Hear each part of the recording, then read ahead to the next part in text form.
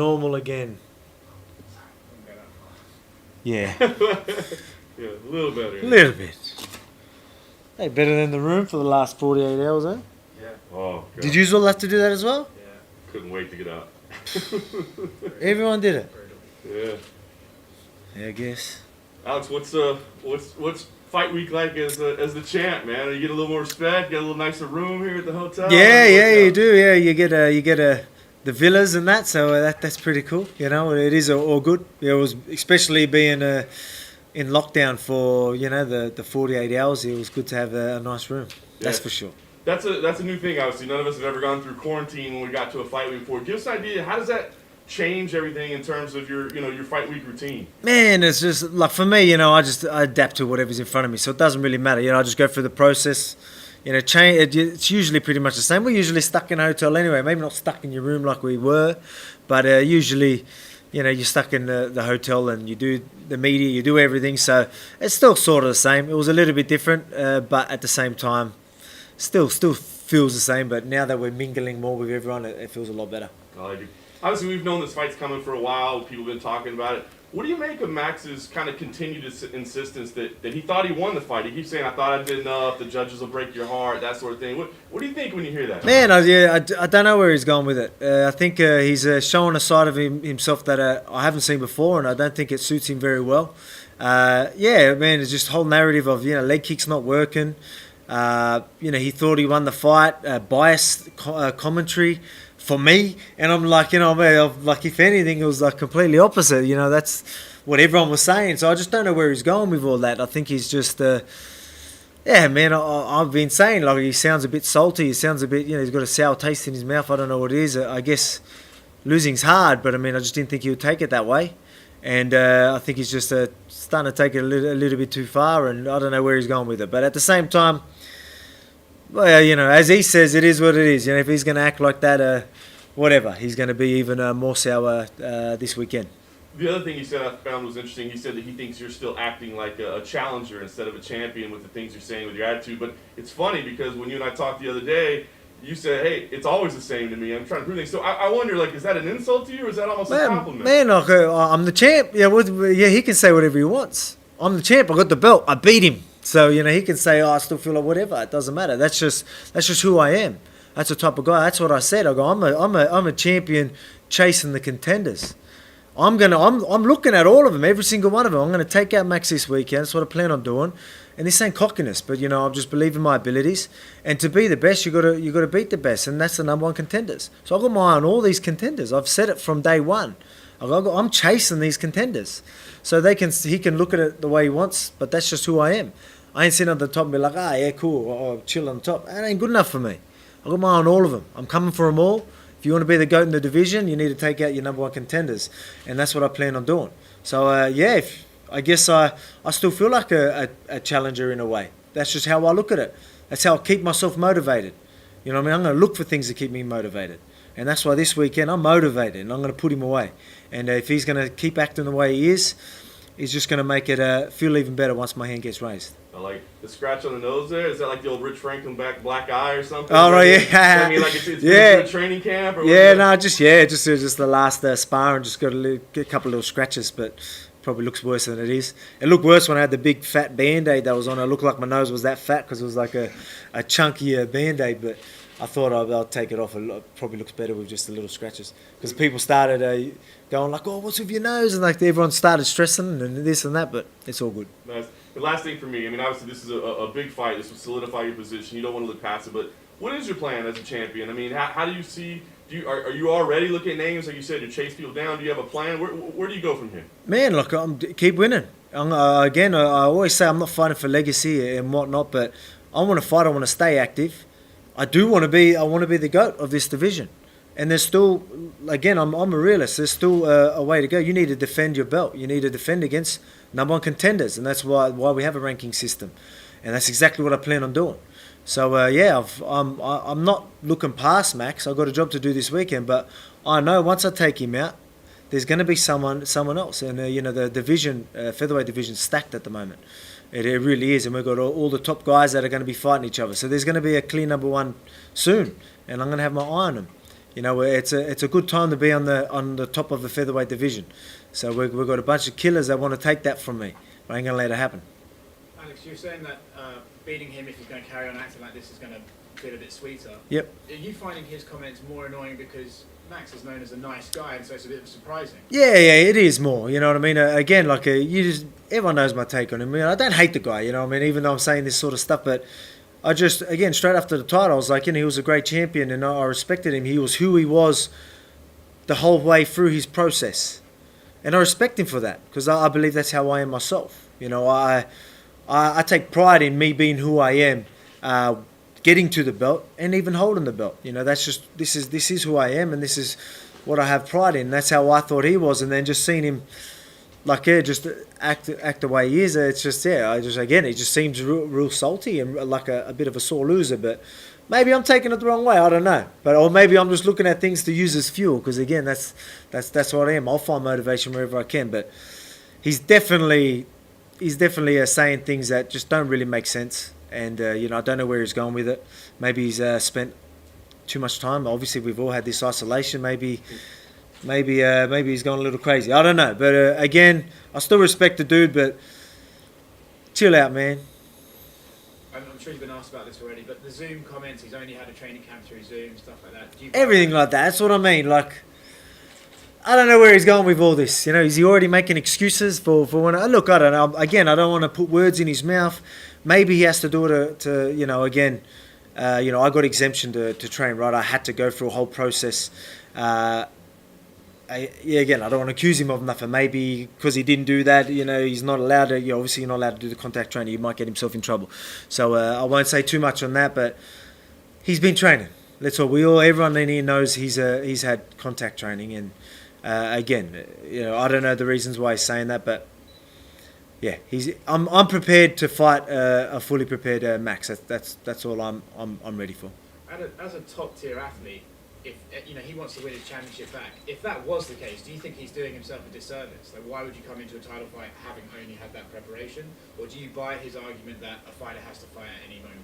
Man, a rematch to try and win your belt back, doesn't really make much sense. You know what I mean? I beat you on a fully prepared, while you were fully prepared, full camp, and now you're going to do a camp just playing Call of Duty and, not doing any training or any contact training. You know what I mean? It just does not make sense.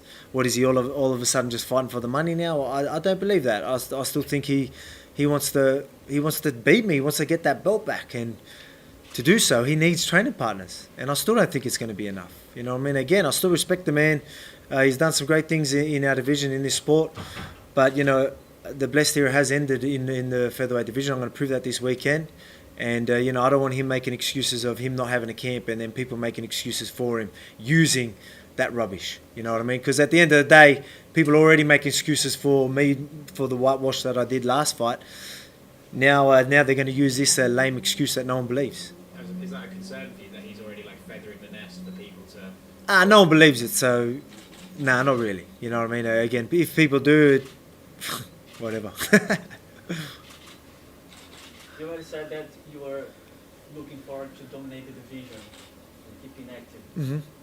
Does this mean that does not cross your mind the idea that going after the champ status? Man, I'm not chasing it. That's what I want to make clear, and I've made clear since I won that belt. I don't want to be the type of champion that's avoiding my number one contenders and trying to look for everyone but my number one contender, whether it's someone well down the line or someone in a lower division or a higher division or whatever it is. I'm not chasing them. I'm not calling them out. I'm not trying to avoid my number one contenders. I got my eye on the number one contenders. If something comes to me, then we'll talk. I'll maybe consider it, and then that's when we can make it happen. But at the same time, again, I've got my eye on my contenders. I've got a division to hold, and I don't want to hold my division up. And I want to take out all the number one contenders. Again, that's if you want that GOAT status, that's what needs to be done. And I believe I'll get there. And if I do what I plan on doing, it won't be too long. Who are you picking in Aldo against Dion? Who am I picking? Yeah. Look, that's going to be a very competitive I seen I'm going to get probably real technical with this one, but I know Peter Yan, and he's a gamer and he's a pressure fighter, and I find it hard for Aldo to be able to keep up with that pace. I think it's going to be pretty competitive early, but Peter Yan's pace is just going to end up taking over in the later rounds. So you said you're keeping an eye on your division, the top contenders. Who do you see the top contender right now? Well, the reason why people ask me why you're even taking this rematch, because you shut Max down in the last fight. It was a clear win, but there's no clear number one contender right now. That's why the fights that probably should have happened a few months ago or at the start of the year are about to happen. Supposedly you've got like Korean Zombie and Brian Ortega, Yair Rodriguez and Zabit. And these are fights that needed to happen maybe at the start of the year, and then they would have been a clear number one contender, and Max probably wouldn't have got this opportunity. But that didn't happen. And right now the biggest fight in this division is the rematch. That's why I eventually said, all right, this is the fight I want. The UFC were pushing that anyway. And I told my team, like, look, that's the biggest fight right now. That's the biggest fight for my profile, for the division. Bring it on. Let's prove ourselves again and show everyone why I'm the best featherweight in the world. You have an idea or in the contenders, but there's a big name calling you out over and over again. It's Cejudo. Is that someone you're interested in? Maybe if he comes back. As I just said, the opportunity was a few months ago while we didn't have a clear number one, and there's going to be number one contenders very shortly. You know what I mean? Like I said, we've got some big fights happening, and for someone to push in front and cut the line, we need to be compensated. You can see I want the number one contenders. I don't want to take out someone like Cejudo, and that doesn't really help my career. I believe that. That's a. You know what I mean? Like I believe that I'm meant to win that fight. That's a. I believe that's a fight I definitely can win, and everyone knows that. So that's. You know what I mean? If you get what I'm trying to say, so I want fights that are going to push me, my legacy, push that GOAT status. So if he's going to cut the line, I need to be paid for it. That's what I think. You mentioned about being locked in a room before coming here, and after you got here in Abu Dhabi. How did that affect your weight cut for this fight? Oh, it was good. Like I said, the process here. Once I got on the plane, the process from everyone at the hotel has been unreal. You know what I mean? So everything's been smooth sailing. They've been bringing the meals to us. The water was in there. Everything I needed. We had the mats there training. You know what I mean? It's been good. Even though we was locked in the room, I was lucky enough to have the team in there as well. So it was good banter. Had the water, was water loading, eating, doing what we had to do. So it was all good. It wasn't too bad. But it is good to be out and mingling with everyone again. Yeah. The most important question I think is, what are your thoughts on Max Holloway hair? What are my thoughts on Max hair? Holloway's hair, yeah. On his hair? I don't know. Maybe it's to go with his whole narrative of him not training. I don't know. Maybe I couldn't see a hairdresser either. I don't know. But I don't know. I guess that looks cool. Yeah, good on him. I was going to ask when UFC champ is one thing, but published author, that's another one. Yeah. Tell us about that. What motivated you to do that? And what are your thoughts on that? It's just something like it got brought to me by someone, and I thought, this was a great idea. People always talking about, what's your brand, and this is something that I am proud of, and I can say is a part of my brand. I pride myself as most of the times you've ever talked to me. I try and be that, a respectful man. That's just who I am. I'm not perfect. I know that. I'm not saying I'm perfect, but I'm always trying to be. And one thing I said before, I take pride in the fact that I can be myself, and I'm proud of being a humble champion. I don't need to be something I'm not. And we sometimes as fighters get portrayed as, we can be portrayed as thugs sometimes, through media, and that's not how a lot of us are. Most of the people I've met in this sport have been some of the most respectful people I've ever met, and people don't get to see that, and I want people to see that. I know kids can look up to a lot of fighters because there's so many good, respectful, and there are great athletes that they can look up to, and I want to push that forward. I'm glad, I'm very excited that we've done this because the book is all about morals and and hard work, eating right, all the things that you want your your children to know. So you know what I mean, and that's what martial arts has always been about. You know what I mean, discipline, and you name it, and people start to forget that. And I don't want people to forget that because that's what it's all about. And I feel very happy that I get to push this out there and let everyone know that we're not all thugs. We are good people, and I take pride in that. Are you going to go through a process like Dan Hooker had to when he flew back to New Zealand, I guess, after the fight, to stay 14 days away from his friends, from everyone? Yeah. So the whole process is going to be there. I have to do the quarantine, 2-week quarantine. So it's going to be hard, but to bring money back to the family, this is what needs to be done.